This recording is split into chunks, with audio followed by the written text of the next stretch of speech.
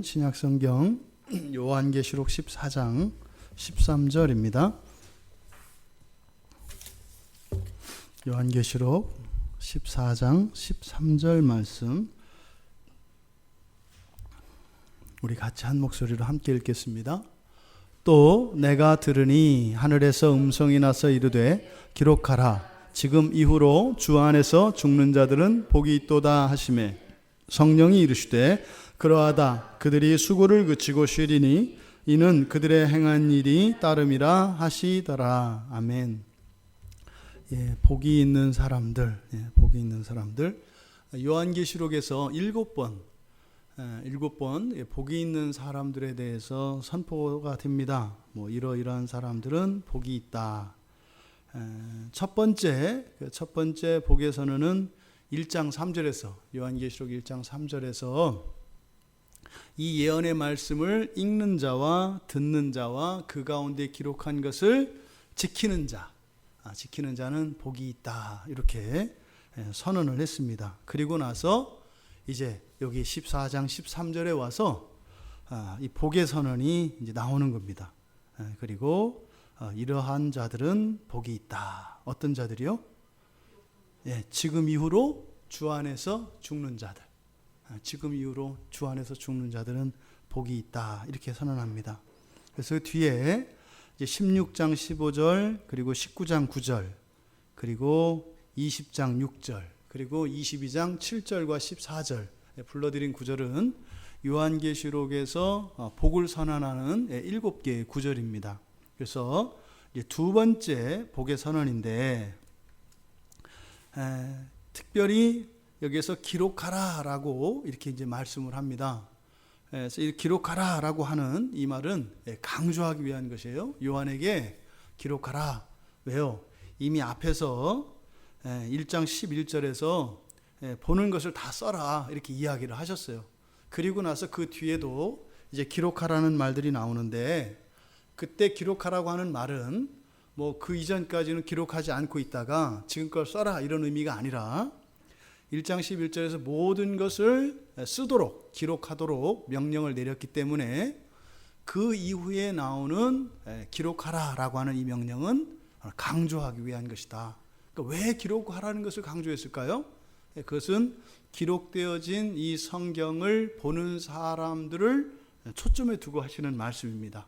그러니까요, 더욱 2차, 3차로 강조함으로써 성경을 읽게 될 주님이 오시기 전까지 이 성경을 통해서 요한계시록을 읽게 될 모든 하나님의 성도들에게 이 말씀의 중요성을 다시 한번 강조할 때 기록하라라고 하는 말을 쓴다 이 말이에요. 그러니까 이 계시록 14장 13절 말씀은 복의 선언이기도 하고 요한계시록에 나오는 7번의 복의 선언이기도 하고 또 성경 안에서 이렇게 기록하라 이렇게 강조하는 그 기록하라고 하는 이 명령이 쓰인 구절이기 때문에 14장 13절은 어떻다? 굉장히 강조가 되고 있는 내용이다. 짧게 한 절로 되어 있지만 이 14장 13절의 말씀의 무게는 결코 길게 여러 절에 걸쳐서 써 있는 그 어떤 말씀만큼이나 절대 뒤지지 않는 오히려 그것보다 더욱 중요한 말씀이다 라고 하는 것을 강조하고 있다는 겁니다. 그러니까 지금 여기서 이렇게 강조되어지고 있는 이 14장 13절 말씀이 우리 모두에게 믿음으로 받아들여지고 또 그 말씀이 참되게 깨달아져서 정말 이렇게 사도 요한을 통해서 이 말씀을 강조하신 그 하나님이 주시고자 하시는 그 하나님의 마음이 우리들의 삶 속에 실현되기를 바랍니다. 그러니까 지금 주님께서 지금 주시려고 하는 이 말씀이 깨달아지고 믿어질 수 있기를 간절히 원하시는 그 주님의 마음이 우리들에게 온전히 전해질 수 있게 되기를 바랍니다. 성경은 이렇게 얘기를 합니다. 또 내가 들으니 하늘에서 음성이 나서 이르되 기록하라 지금 이후로 죽는 자들은 복이 있도다. 그러니까 요한이 이제 들었는데 첫 번째로 기록하라, 그러니까 써라, 이렇게 말씀을 하셨고, 그 내용은 바로 무엇이었어요? 지금 이후로 주 안에서 죽는 자들은 복이 있다 라고 하는 선언의 말씀이었습니다. 그러면 여기서 지금 이후로, 그럼 이게 뭘까요? 그러니까 지금 이후로 주 안에서 죽는 자들은, 그러면요, 지금 이후로 라고 하는 이 말씀이 어떤 특정한 시점을 이야기한다면 그 이전과 이후가 다르다는 것을 의미하죠. 그렇잖아요. 그러니까 지금 이후로 주 안에서 죽는 자들은 복이 있다 그러면 지금 그 이전에 죽은 자들은 다르다, 이런 의미가 된다 이 말이에요. 그래서 그럼 이게 그럼 언제냐? 이 지금 이후라고 할 때 이 지금 이후 언제냐? 그래서 요한이 이 계시를 들었을 때를 말하냐? 아니면 듣고 나서 요한계시록을 기록한 때를 말하냐? 아니면 예수님이 세상에 오신 때를 말하냐? 그래서 여기에 대한 해석이 여러 가지가 많습니다. 그런데 앞서 말씀드린 것처럼 이것이 이 세상에서의 어떤 기준이 되는 시간을 이야기한다면 사실은 이게 말이 돼요, 안 돼요? 안 된다 이 말이에요. 그럼 구약의 죽은 백성과 신약의 죽은 백성이 다르고, 또 예수님이 오신 때를 기준으로 한다면 예수님이 오시기 전에 죽은 사람들과 그 이후에 죽은 사람들, 또 요한이 이 계시를 들었을 때를 기준으로 해서 그 이전과 이후 사람들, 그러면 지금 사도들 다 죽고 없어요. 그럼 사도들은 불쌍하고 그 다음 사람들은 또 뭐 이렇게 복이 있나요? 그러니까 지금 여기서 지금 이후로라고 하는 이것이 어떤 시간의 기준을 이야기한다라고 보기에는 이게 성경 전체를 해석하는데 이게 굉장한 무리가 있어요. 그러니까 여기서 말하는 지금 이후는 어떤 기준 시간을 말하는 것이 아니라, 그러니까 복이 있느냐 없느냐를 가늠하는 그 기준을 말하는 것이 아니라, 여기서 말하는 이 지금 이후라고 하는 이 시점은 바로 신자들의 죽음의 의미가 무엇인지에 대해서 그 계시가 드러나는 기준이겠다. 이해되시죠? 그러니까 사람들이 언제 죽었느냐가 아니라 예수 안에서, 주 안에서 죽었다고 하는 이 말씀의 의미, 다시 말해서 주 안에서 죽는 그 죽음의 참된 의미와 가치가 무엇인지를 어떻게 한다는 거예요? 지금 드러낸다는 거예요. 그러니까 주 안에서 죽는 그 죽음의 가치, 그 의미가 무엇인지를 알게 된다 이 말이죠. 언제부터? 지금 이후부터. 그러니까 지금 이전에, 즉 요한이 이 계시를 듣고 있는 그 이전에 죽었던 신자들조차도 사실은 죽을 때 자신들의 그 죽음의 의미를 온전히 알았다, 깨달았다, 못 깨달았다? 못 깨달았다 이 말이에요. 그러니까 지금 이 이후로 바로 주 안에서 죽는 신자들의 그 죽음에 대한 그 의미가 분명해졌다. 그런 의미로 지금 이후로라고 하는 의미를 해석을 해야 되겠다. 그러니까 복의 유무의 기준이 아니라 주 안에서 죽는 죽음의 복됨에 대한 계시가 언제요? 지금 선포되고 있다. 그러니까 앞서 말씀드렸던 것처럼 14장 13절이 굉장히 강조되고 있다 했잖아요. 그러니까 어쩌면 사도 요한도 그때까지 신자들의 죽음에 대해서 온전히 깨닫고 있지 못했던 그 신자들의 죽음의 의미가 여기에서 이제 선명하게 드러나는 것이기 때문에 그렇게 강조를 했고, 또 신자들의 주 안에서의 죽음의 그 의미가 아직 이 세상을 살고 있는 신자들에게 너무나 중요한 계시이기 때문에 강조를 한 것이다 이 말이에요. 그러니까 간단하게 주 안에서 죽는 자들이 복되다라고 하는 이 계시가 예수님이 오시기 전까지 이 세상을 신앙을 지키며 살아가는 이들에게 너무나 중요한 말씀이다. 그러니까 이 13절에 있는 뒤에 이어지는 내용, 이것들이 우리가 예수를 믿으며 그리스도인으로 온전히 살아가는데 절대적으로 필요한 말씀이다. 이것을 우리가 여기에서 알 수 있습니다. 그러면 구체적으로 주 안에서 죽는 자들이 복이 있다라고 했는데 이게 무슨 말씀인가 이 말이죠. 여기서 주 안에서 죽는 자들, 주 안에서 죽는 자들이라고 하는 여기에 사용된 죽는 자들이라고 한 이것은 여기서 죽다라고 하는 이 단어는 완전한 결별을 의미하는 단어입니다. 그러니까 끊다 이 말이죠. 끊어내다, 완전히 끊어내다 이런 의미예요. 그래서 주 안에서 죽는 자들이라고 하는 것은 세상과 완전히 결별하고 주 안에 있게 된 사람들을 의미해요. 그러니까 육체적인 죽음만을 의미할 뿐만 아니라 살아있는 사람들에게도, 살아있는 신자들에게도 의미가 있는 그런 죽음의 의미다. 비유적인 의미로, 은유적으로 우리가 쓸 수 있다. 그러니까 크게 주 안에서 죽는다라고 하는 것은 예수를 믿다가 신앙을 지키다가 산 사람과 죽은 사람을 우리가 가리킨다면 누구를 가리키는 거예요? 죽은 사람들을 가리키는 거예요. 또 예수를 믿는 그리스도인으로서 그 신앙을 지키며 살고 있는 사람들 가운데 또 어떤 사람들을 가리키는 거예요? 분명히 세상과 구별되어서 온전한 신앙을 지키기 위하여 살아가는 사람들을 말한다는 거예요. 그러면요, 바로 앞에 12절에서 이야기했던 바로 성도들의 인내에 대해서 얘기했었잖아요.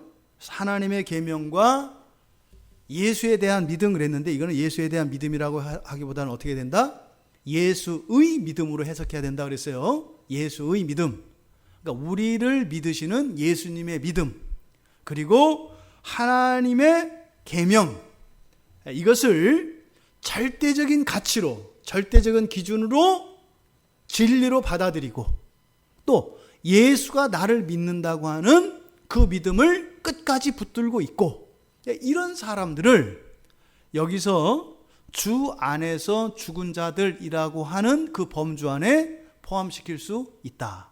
이해되셨죠? 산 사람과 죽은 사람을 이야기한다면 죽은 사람을 의미하고 또 산 사람들 중에서는 어떤 사람들을 의미한다? 끝까지 신앙을 지키며 세상과 타협하지 않고 우상에 무릎 꿇지 않는 사람들, 이 사람들도 여기에서 말하는 주 안에서 죽는 자들의 범주에 속할 수 있다라고 말씀을 드린 겁니다. 이것을 뒷받침하는 더 증거가 여기에 주 안에서 죽는 자들이라고 할 때 그냥 사람 이렇게 쓰지 않고 분사형을 사용해서 이걸 나타내요. 근데 분사는 현재 분사가 있고 과거 분사가 있잖아요. 그러면 과거에 죽었던 사람이면 과거 분사를 쓴단 말이에요. 그래서 여기 현재 분사를 쓰고 있어요. 현재 분사라고 하는 것은 지금 계속되고 있다라고 하는 그런 의미가 들어가 있어요. 현재 분사가. 그러니까 여기서 현재 분사라고 하는 것은 항상 그런 거예요. 항상. 그러니까 과거나 현재나 미래나. 그래서 주 안에서 죽는 자들이라고 하는 것이 앞에서 지금 이후로가 의미하는 것이 어떤 시간적인 기준을 말하는 게 아니다. 그러니까 뭐요? 죽은 사람이나 산 사람이나 과거에 죽었던 사람이나 지금 죽고 있는 사람이나 죽을 사람들이나 모든 사람들을 포함하는 거다. 그래서 시간의 제한을 받지 않는다 이 말이에요. 누가? 주 안에서 죽는 자들이라고 하는 것이 시간의 제한을 받지 않는다. 그러니까 예나 지금이나 앞으로도 영원히 예수 그리스도를 믿는 온전한 신앙을 붙들고 있는 사람들. 근데 여기서는 어떤 사람들이요? 예수님의 우리에 대한 믿음, 그리고 하나님의 계명이 이것은 절대 진리라고 하는 이 가치를 지키고 있는 사람들이에요. 이 사람들을 지금 여기서는 주 안에서 죽는 자들이라고 말하고 있다. 이 주 안에서 죽는 자들이 복이 있대요. 복이 있다. 그런데 계시록에서 이 복이 있다는 선언이 몇 번 나온다고요? 7번. 예. 7번이 나오는데 이 복이 있다, 이 복이 있는 사람들을 나타낼 때 단수형이 있고 복수형이 있어요. 이런 사람은 복이 있다 할 때가 있고 이런 사람들은 복이 있다 이렇게 할 때 있다 이 말이에요. 근데 지금 여기는 이런 사람들은 복수형으로 나타내요. 복수형으로. 그래서 성경에 보면 복수형으로 나타내는 경우가 이제 3번 나타나는데 계시록에서 여기서 이제 주 안에서 죽는 자들에서 복수형으로 나타내요. 그 다음에 두 번째가 19장 9절에서 계시록 19장 9절에서 혼인잔치에 초대받는 자들 할 때도 복수형이에요. 혼인잔치에 초대받는 자들은 복이 있다 할 때도 복수형이에요. 그리고 마지막으로 복의 선언이 되는 요한계시록 22장 14절에서 두루마기를 빠는 자들이거든요. 근데 여기서 두루마기를 빠는 자들이 의미하는 것은 뭐냐면 마지막 새 예루살렘 성에 들어가는 사람들을 말해요. 그러니까 지금 복수형으로 복에 대한 선언에서 복수형으로 표현하는 것은 3번인데 첫 번째 죽는 자들, 두 번째 혼인잔치에 참여하는 자들, 그리고 세 번째 옷을 빠는 자들, 그 성에 들어가는 자들이다 이 말이에요. 그러니까 이 3번의 복수형으로 복이 있는 자들에 대한 선언이 일어나는 것은 다 무엇과 관계되어 있어요? 최종적인 구원과 관계되어 있어요. 이렇게 그리스도의 몸에 접붙여지는 것, 그리고 그 잔치에 들어가는 것, 성에 들어가는 것, 이것이 복수형으로 되어 있어요. 그래서 죽음, 그리고 혼인잔치, 옷을 빠는 것, 이게 이렇게 복수형으로 나타나는 것은 그러니까 이것들은 뭐라는 거예요? 바로 공동체적인 사건이라는 거예요. 공동체적인 사건은 누구는 그렇고 누구는 안 그렇고 이런 게 아니다 이 말이에요. 어떻게 해요? 모두 다예요. 모두 다 똑같이 더할 것도 없고 덜할 것도 없다 이 말이에요. 무엇이? 이 주 안에서 죽는 이 죽음이라고 하는 것은 모두에게 똑같다라는 거예요. 그래서 이 공동체성을 여기서 가르쳐주고 있습니다. 반면에 단수형으로 복이 선언된 그 말씀들을 보면 1장 3절과 22장 7절이 말씀을 지키는 것입니다. 그러니까 말씀을 지키는 자, 그러니까 이거는 개별적 사건으로 나왔어요. 한 사람 한 사람에게. 그러니까 말씀을 지키는 것은 공동체적 측면보다 어떤 측면이 강하다고요? 개인 측면이 강하다 이 말이에요. 말씀을 지키는 것은. 그리고 16장 15절에 보면은 부끄러움을 보이지 않는 것이에요. 부끄러움을 보이지 않는 것, 수치를 드러내지 않는 것, 이것도 개인적인 측면이에요. 그리고 나중에 좀 하여튼 정확하게 딱 해석되지 않은 그런 본문이 20장 6절인데 20장 6절에 보면 첫 번째 부활에 대한 이야기가 나와요. 그러니까 첫 번째 부활 이렇게 얘기했을 때는 또 다른 부활이 있다는 거죠. 순서를 먹었기 때문에 첫 번째가 있으면 몇 번째도 있어요? 두 번째도 있는 거예요. 그래서 죽음도 사망도 성경에서는 첫 번째 사망과 두 번째 둘째 사망을 말해요. 둘째 사망은 우리가 흔히 말하는 지옥에 들어가는 것을 의미해요. 둘째 사망은. 그러니까 부활도 첫 번째 부활과 이 두 번째 부활이라고 하는 이야기는 없어요. 근데 단지 20장 6절에서 첫 번째 부활에 대해서 이야기해요. 그래서 이 첫 번째 부활은 누군 사람들이냐면 천년왕국에 참여하는 사람들이에요. 부활하고 나면 죽음이 있어요, 없어요? 없잖아요. 부활하고 나면. 그러니까 천년왕국이 왔을 때 성도들 가운데에서 부활하는 사람들이 있는데 모두 다 부활하는 것은 아닌 것 같은 뉘앙스가 있어요.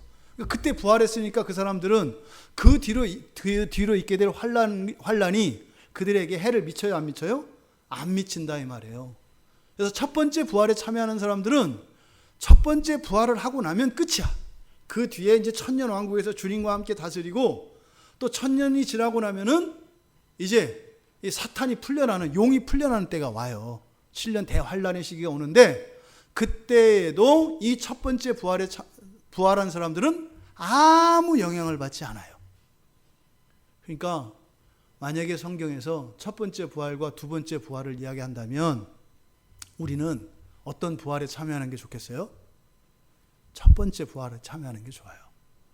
두 번째 부활에 참여해도 부활이니까 구원 받는 건 맞아요. 근데 이왕이면 첫 번째 부활에 참여하는 게 좋아요. 그러니까 이게 어떤 사람들일까요?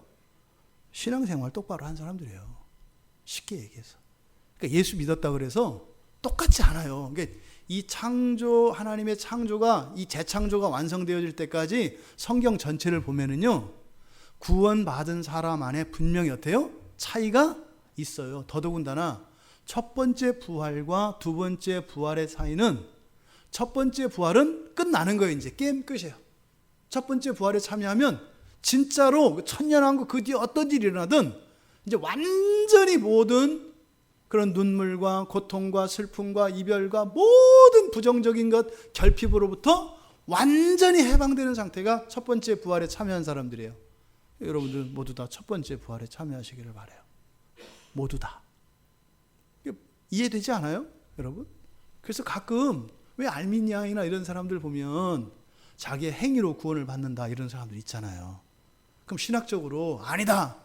어떻게 인간의 공로로 구원을 받을 수, 이거 가지고 이제 막 논쟁이 일어나잖아요. 구원론에 있어서.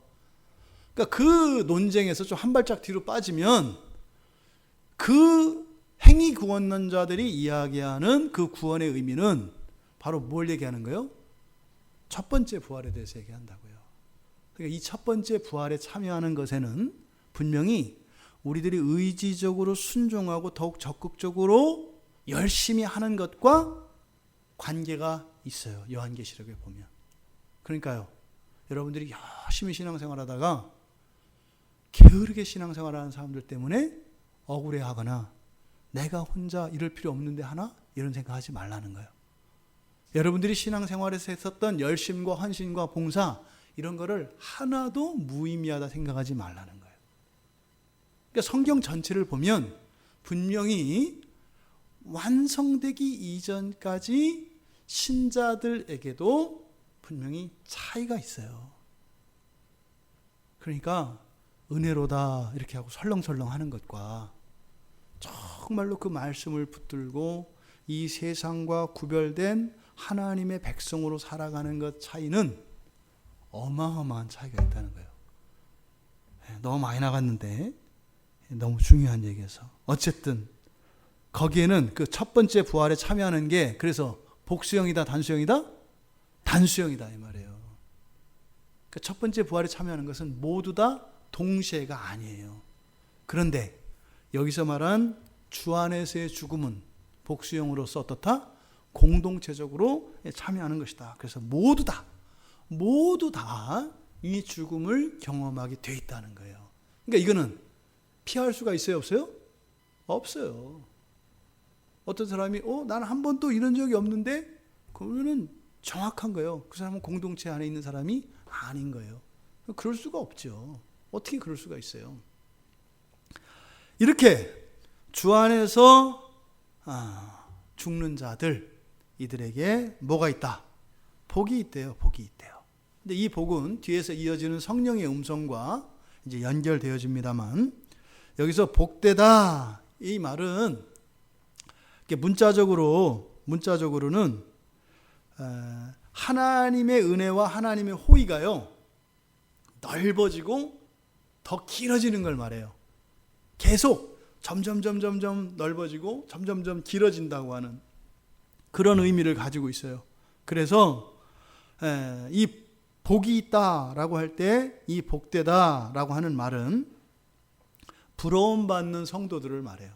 부러움받는 성도들. 그러니까 아까 문자적으로는 이것이 하나님의 은혜와 호의가 더 넓어지고 길어지는 거라고 했으니까 성도들 가운데에서도 어떻게 해요? 하나님의 은혜와 호의를 더 많이 받는 사람들이 있고 덜 받는 사람들이 있어요. 근데 어떻게 해요? 더 많이 받는 사람들은 덜 받는 사람들에게 부러움을 받는다 이 말이에요. 이게 복되다라고 하는 의미예요. 그러니까 주 안에서 죽는 사람들은 어떻다라는 거예요? 하나님의 더 큰 은혜와 하나님의 더 큰 호의를 받게 된다. 그래서 성도들에게 부러움을 받는 그런 사람들이다. 이렇게 이야기하는 거예요. 그래서 여기서 말하는 이 복이라고 하는 것은 마치 그 영원성, 하나님의 영원성을 이 지상에서 맛볼 수 있는 것, 그것을 복이라고 얘기하는 거예요. 영원성은 뭐예요? 계속 끊임없이 계속되어지는 겁니다. 충만에 충만이 또 양과 질에 있어서 완전히 더 큰 완전, 더 큰 완전, 더 큰 완전으로 계속 확장되어가는 이 확장성을 가지고 있거든요. 영원성이.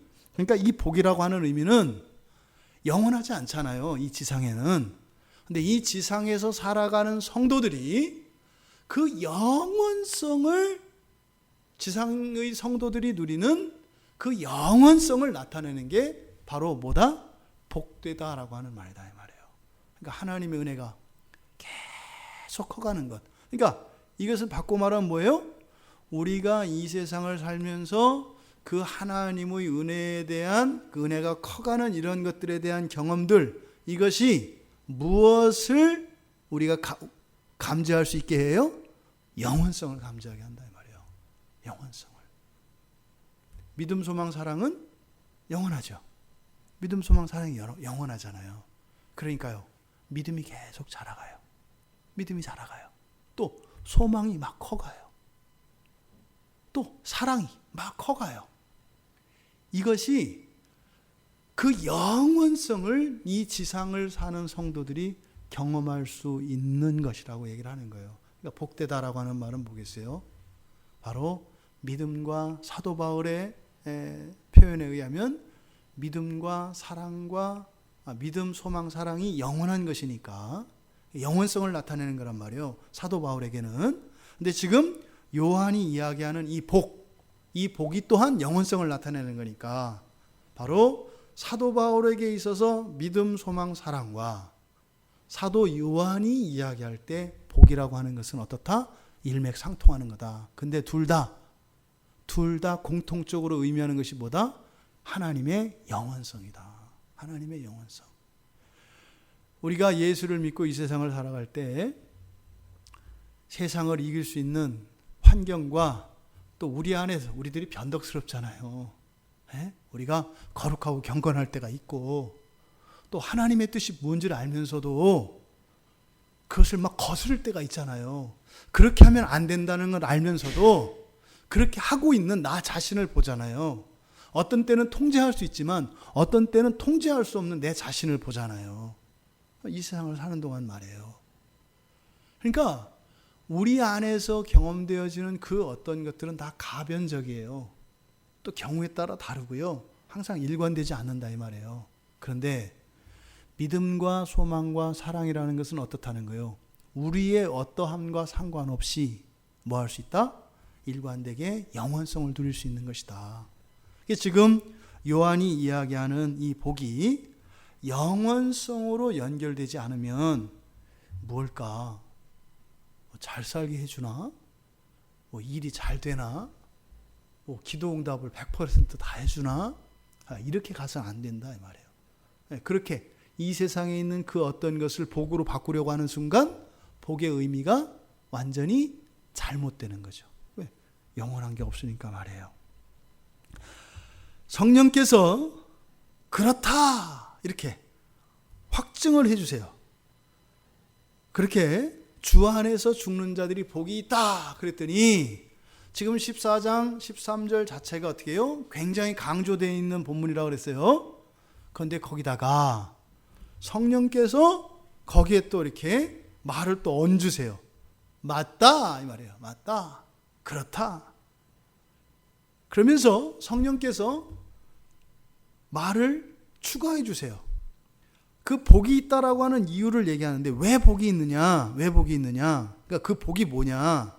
구체적으로 이야기해요. 그들이 수고를 그치고 쉬리니. 그러니까 주 안에서 죽는 자들이 복되다 그랬어요. 근데 성령이 그렇다 그랬어요. 그러면서 뭐라고 하셨어요? 수고를 그치고 쉰다 이렇게 얘기를 했어요. 그러니까 이 영원성 안에서 누려지는 것이 뭐다? 쉼이라는 거예요. 쉼. 근데 쉼이라는 것의 정체가 뭐예요? 바로 수고가 중단되는 겁니다. 여기서 수고라고 하는 이 단어는 힘이 드는 일이에요. 그러니까 힘이 들어가야 하는 일, 이게 수고예요. 수고. 그러니까 힘을 써야, 그러니까 조금이라도 힘을 쓰는 일, 이게 다 수고예요. 여러 가지 일들 가운데. 그러니까 여러분들 오늘 하루의 삶 속에서도 여러분들이 한 일들 중에 수고한 일이 있고 그냥 한 일이 있어요. 여러분이 한 모든 일이 다 수고하지 않았어요. 무슨 의미냐면 하루 종일 여러분들이 의식적으로 막 힘써서 이렇게 했냐 말이에요. 안 그러잖아요. 지금 한번 기억해 보세요. 오늘 하루를. 오늘 하루 있었던 거 다 기억나는 거 아니잖아요.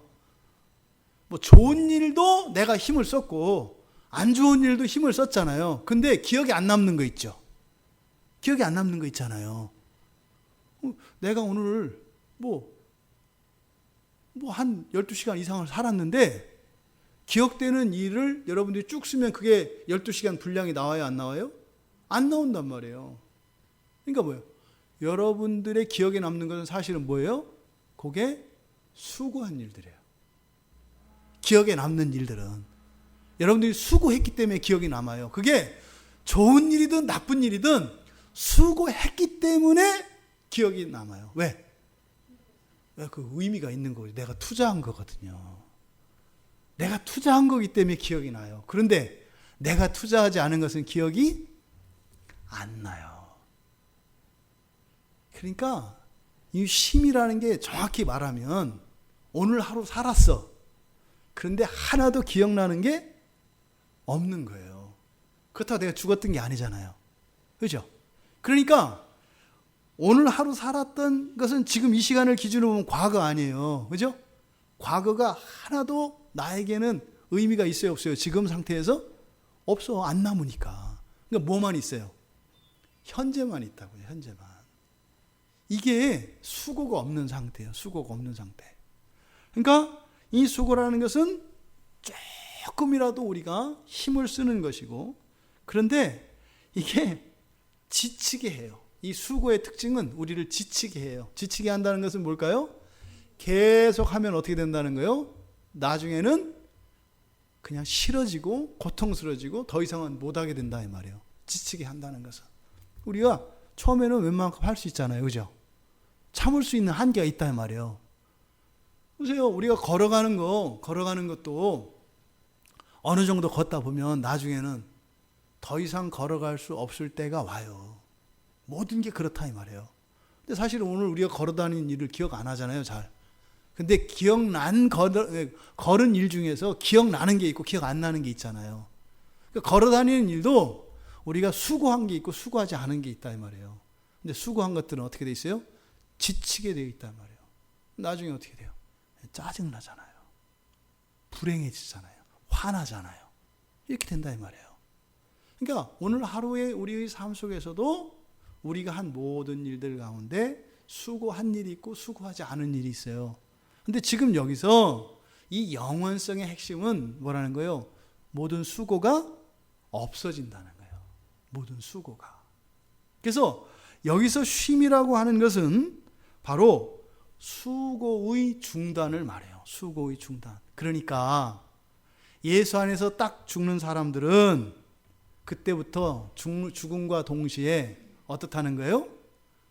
모든 수고, 그러니까 모든 힘듦, 작은 힘듦, 지침, 시름, 이 모든 것들이 어떻게 한다? 완전히 사라진다 이 말이에요. 그러면 지금 우리의 입장으로 보면 어떻게 해요? 되게 심심할 것 같지 않아요? 뭐야? 그럼 뭐 아무 의미도 없이 그냥 뭐 이렇게 기억에 남을 만한 그런 것도 없이 살았다는 거 아니야? 우리의 지금 상태로 보면 그렇다 이 말이에요. 그러니까 지금 이 상태에서 그렇게 산다면 무의미한 삶처럼 느낄 수 있어요. 근데 중요한 것은 그때는 무엇이에요?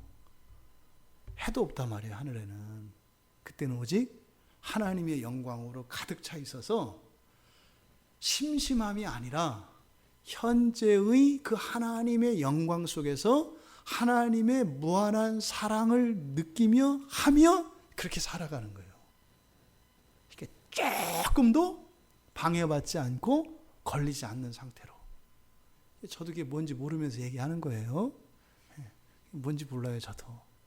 근데 왜요? 무엇인지 우리가 이 지상에서 좋음으로 인식되어지는 모든 것들, 그 모든 것들을 합쳐도 그때에 하나님 안에서 누리게 될 완전한 그 만족, 그것에 억만분의 1도 안 돼요. 그러니까 뭔지는 모르지만 내가 인식할 수는 없으니까. 하지만 그 좋음이 무한대 이겠다라고 하는 것은 머리로 그리고 우리의 마음으로 이렇게 상상하고 감각할 수 있죠. 이것이 수고에서 수고를 그치고 쉰다라고 하는 의미다 이 말이에요. 그러니까 여기서 그런데 이렇게 수고가 그치고 수고가 중단되고 하나님 안에서 완전한 그 안식, 그 쉼을 누리게 되는데 뒤이어서 성령께서 뭐라고 하셨어요? 왜냐하면 이렇게 얘기하는 거예요. 왜냐하면.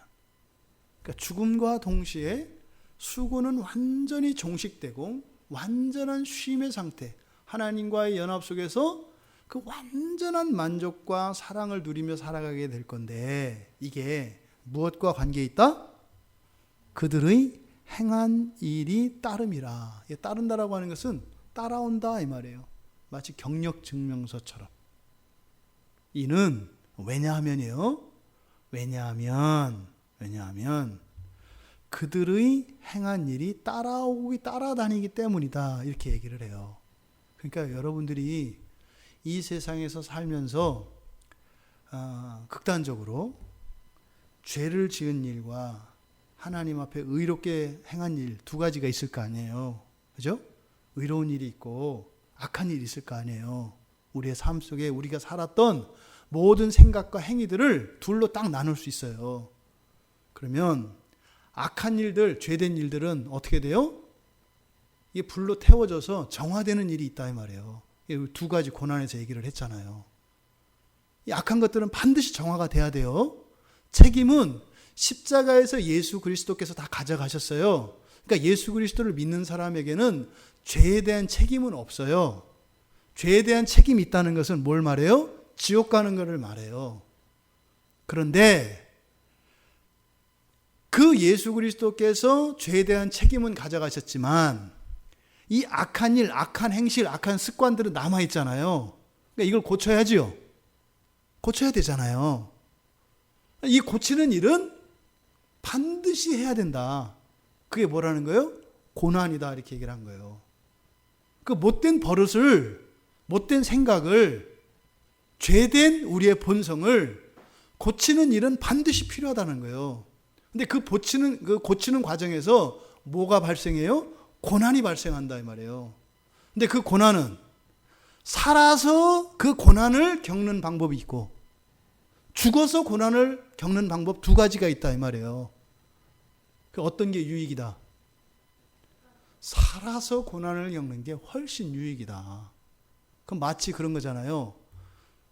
뭐 요즘에는 이제 뭐 그 거의 없어진 질병이기도 하고 저개발 국가에서 많이 생기는 게 장티푸스예요, 그죠? 장티푸스가 옛날엔 걸리면 죽는 거였단 말이에요. 그럼 장티푸스를 예방주사를 맞아요, 그죠? 예방주사를 맞으면 어떻게 돼요? 살짝 걸려요. 장티푸스 살짝 걸려요. 그래서 계속 가는 게 아니라 그 장티푸스를 일으키는 그 병균이 세균이 들어와서 죽어가면서 몸부림을 쳐서 우리에게 장티푸스 증상을 일으켜요. 죽어가면서, 그죠? 그렇게 하면서 그걸 이기는 면역체가 생긴단 말이에요. 그러니까 신자들이 이 세상을 살아가면서 신앙 안에서 겪는 모든 고난은 우리 안에 있는 부패성과 이런 악한 행실들, 이 모든 것들을 정화시키는 것이다. 이해되시죠? 그리고 나서 아까 이제 첫째 부활로 넘어가면 그 사람들이 죽고 부활할 때 어디에 참여해요? 첫째 부활에 참여한단 말이에요. 그러면 예수님이 십자가에서 해결해 주신 그 죄에 대한 벌, 즉 책임의 문제도 해결이 됐고 예수님이, 그죠? 사는 동안 신앙을 지키면서 그 고난의 길을, 신앙을 지키는 인내의 삶을 살면서 우리의 본성이 정화되는 시간을 가졌다 이 말이에요. 언제? 사는 동안. 그래서 이 사람들은 어떻게 해요? 첫째 부활로 온다 이 말이에요. 그러면 최소한 아직 시간이 끝나지 않은 상태에서 몇 년의 차이가 나요? 최소한 1000년은 차이가 나요.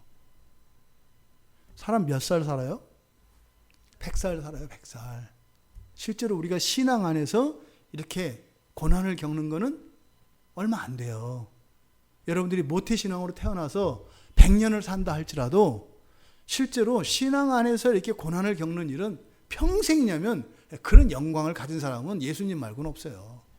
실제로 그렇지 않아요. 인생의 반도 안 된단 말이에요. 왜? 반은 잠으로 지냈는데 자면서 뭐 신앙의 고난을 겪는 사람이 어디 있어요? 모르겠네. 저 감옥에 있으면은. 근데 잘 때는 몰라요. 그러니까 이 세상에서 아무리 고난을 평생 겪는다 할지라도 기껏해야 100년이에요. 그런데요, 그 신앙을 따라 살지 않고 신앙을 피해서 그냥 기름챙이 마냥 이렇게 살면 그게 남은 고난인데, 첫째 부활에 참여하지 못하면 반드시 죽고 난 뒤에도 그거를 정화시키는 기간이 필요하다 이 말이에요. 요한계시록을 보니까 그렇더라고요. 제가 이 부분이 이제 아주 선명해졌어요. 헷갈리지 않고 아주 정확해요. 그러니까 우리가 신앙생활을 열심히 해야 될 충분한 이유가 있어요. 그러니까 이게 지금 우리 그리스도인들에게 좀 헷갈리게 좀 혼동돼 있어가지고 이게 뭐 이것도 아니고 저것도 아니고 어정쩡해가지고 이게 마귀 전략이 뭐예요? 우리들 쌩 고생시키려고 하는 거예요.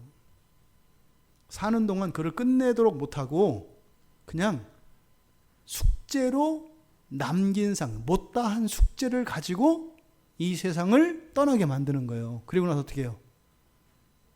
그 다음에 가서 거기 가서 정화의 과정을 거치도록 하는 거예요. 그때 고난은 비교할 수 없을 정도로 크다고요. 그러니까 그 고난을 두려워해야 돼요? 두려워하지 말아야 돼요? 두려워해야 돼요. 지옥 가는 문제가 아니라 고난이 반드시 있다니까요. 그러니까 선택하는 거예요. 예방주사 맞을래? 장티푸스 걸릴래? 여러분들은요? 성경은요? 뭐 예방주사 안 맞아도 돼 이렇게 얘기한단 말이에요. 왜? 예방주사 안 맞아도 이 다음에 저기 가서 장티푸스 걸리게 해가지고 건강하게 해줄 거예요. 그래서 사는 동안 우리가 신앙을 지키기 위해서 온전한 그리스도인이 되기 위해서 우리의 자유를 구속하는 것 같고 죄를 따라 살지 않고 말씀 따라 살고 하는 이런 일들이 어떻다?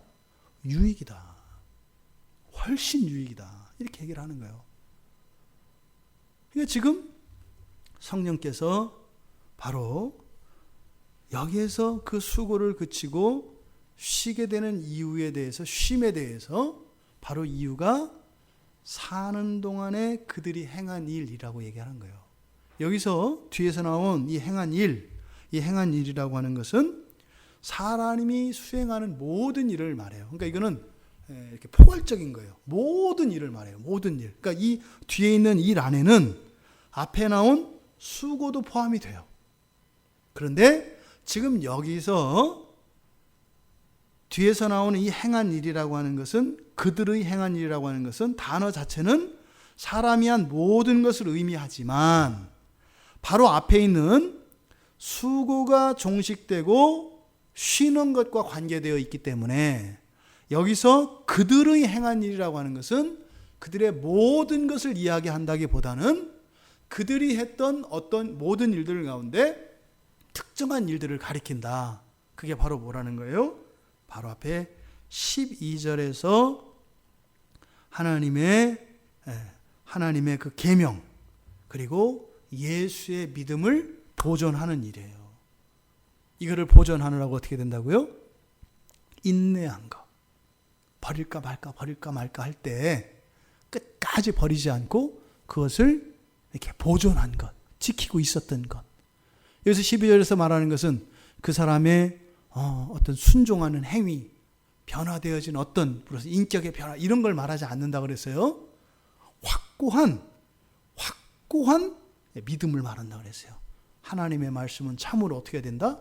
지켜줘야 한다. 지켜줘야 한다. 확실히 지켜줘야 한다. 나는 지금 못한다 할지라도 확실히 이것은 지켜져야 되는 것이다. 하지만 나는 못하고 있다. 어떻게 회개하고 하나님의 은혜를 구하고 용서를 구하는 일. 그리고 내가 오락가락하고 있는 것 같고 없는 것 같은 나의 믿음이지만 나에 대한 예수님의 믿음은 어떻다? 나의 어떠함과 상관없이 확실하다. 확실하다. 이것을 붙드는 거예요. 이것을 붙들었을 때 바로 수고가 그치고 완전한 쉼이 온다라는 거예요. 그러면 여기서 행한 일이라고 하는 것은 뭐겠어요? 이렇게 놓고 보니까 굉장히 자랑할 만한 일이 아니에요. 여러분들이 신앙을 지키는 일에 그렇게 자랑할 만한 일을 할 기회가 별로 없어요. 보통 우리가 여기서 이렇게 참된 쉼에 들어갈 수 있게 하는 이 행한 일이라고 하는 것은 기껏해야 우리가 뭐예요? 죄 지으려고 하다가 안 한 거예요. 버리려고 하다가 안 버린 거예요. 뭘 한 엄청난 이런 게 아니라 나는 공산당이 싫어요. 이승복 어린이처럼 나는 그래도 예수님을 믿어요. 이렇게 하고 장렬하게 전사한 이런 거는 그런 기회가 별로 안 와요. 대부분의 사람들에게 여기에서 이 쉼에 들어갈 수 있도록 하는 그들의 행한 일이라는 것은 뭐예요? 이렇게 하려다가 정신 번쩍 차리고 거의 99.9% 이렇게 나가려고 하다가 에이 하고 이렇게 온 요거다 이 말이에요. 요거. 지금 성령께서 말씀하신 것을 통해서 다시 한번 사도 요한이 확증을 하고 있습니다. 이건 지금 누구를 염두에 두고 있어요? 바로 지상을 살아가는 그리스도인들을 염두에 두고 있는 거예요. 여러분, 말씀을 정리하면 주 안에서의 죽음, 즉 이것은 뭐라 그랬어요? 세상과 구별된 삶을 선택하는 거라 그랬어요. 세상과 구별되는 삶이라야 사실은 기껏해야 뭐다? 거기에 완전히 섞이지 않는 거. 여기서 구별된다는 의미가 완전히 그것과 다르고 그것으로부터 완전히 거룩하고 경건한 삶을 사는 게 아니라 기껏해야 뭐예요? 마음껏 죄지려고 하다가 그렇지 않은 거, 그런 것들을 말한다 이거예요. 근데 그게 우리들에게는 어때요? 쉬워요? 어려워요? 어렵다고 하는 전제가 들어가 있는 거예요. 그것을 놓고 보면 별거 아닌데 사실은 신자들에게 있어서는 그게 어렵다는 것을 아세요. 그런데 그게 어떻다? 복되다. 우리가 살아가면서 신앙의 양심에 거리끼고 또 그런 신앙의 양심의 기준들을 떠올릴 때가 있습니다. 그럴 때 우리가 신앙의 양심을 따라 선택하고 그 길을 따라가는 것은 복되다. 이것이 우리들의 평생에 우리의 마음과 머릿속에 기억되기를 바랍니다. 또 여기서 주님의 죽음으로 주 안에서의 죽음이라고 하는 것은 바로 주님의 몸 되는 것이라고 그랬어요. 그렇죠? 세상으로부터 완전히 결별하고 예수 안으로 속하는 것, 예수님의 몸, 그러니까 공동체됨이에요. 공동체됨, 교회됨. 이것은 바로 뭐라는 거예요? 하나님의 말씀이 말씀 되심을 인정하고 예수님이 나를 절대적으로 믿으신다고 하는 그 믿음을 지키며 인내하는 것. 이것이 여기서 말하는 주님 안에서 죽는 것이다. 그런데 우리가 잊지 말 것은 이게 나 혼자만의 일이 아니다. 어떻다? 모두에게 일어나는 일이다. 모두에게 일어나는 일이다. 그러니까 이런 일들은 다 경험이 있고 다 그 나물에 그 밥이다. 더한 사람도 없고 덜한 사람도 없다. 이런 거예요. 그 다음에 세 번째로 바로 이 복이 실제적으로 우리에게 주는 것은 뭐다? 수고의 종식이다. 수고의 종식이다.